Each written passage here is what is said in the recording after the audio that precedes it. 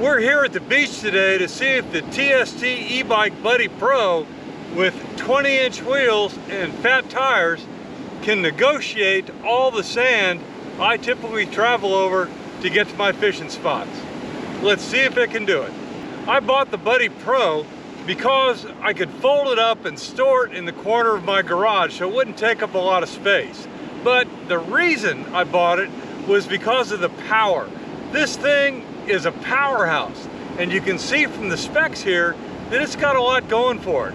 And the couple key reasons that I used to purchase it were, first of all, it's got a 750 watt motor that peaks at 1300, and it's got 90 Newton meters of torque.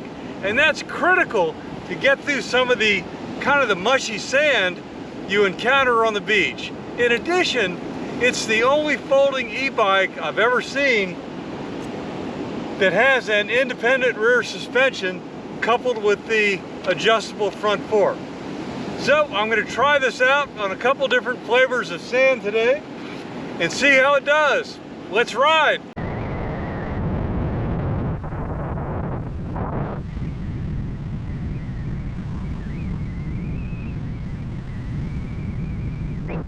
On the way out here, I was driving on the hard pack.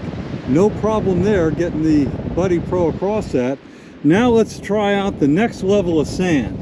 You can see how these footprints are making a depression because this is kind of half wet and half dry.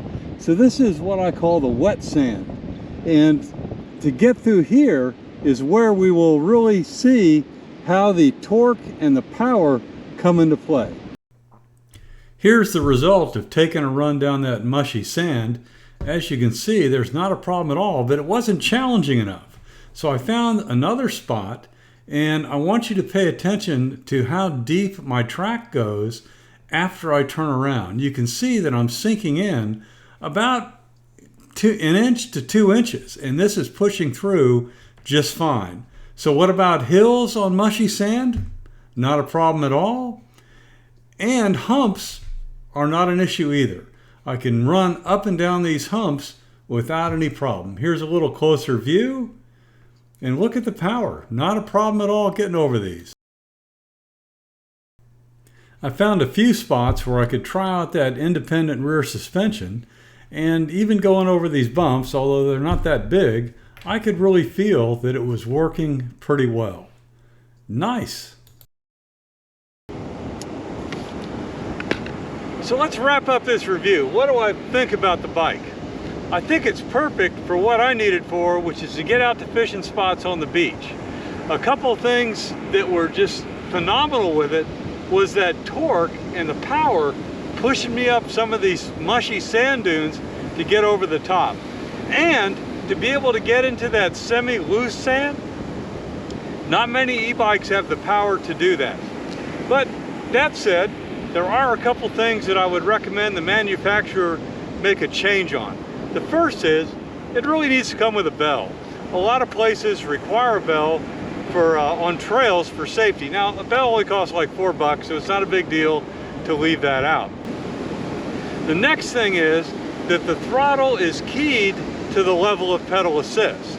So while the bike, as set right now, can go 20 miles an hour, it can go up to 28. 20 is the legal limit here in North Carolina. All I can get out of the throttle in pedal assist 1 is 5 miles an hour. Pedal assist 2, 10 miles an hour. And so if you need a burst of power, you've really got to hit the tapper to get up to level assist 5 to get the full amount of throttle that you may need to get across some obstacles. But all that said, for the price and for the features, I think this gets a thumbs up, and I know I'll be using it on the beach. Have you guys had experience with this bike? If so, throw it down below. Thanks. But all that said, for the price and for the features, I think this gets a thumbs up, and I know I'll be using it on the beach. Have you guys had experience with this bike? If so, throw it down below. Thanks.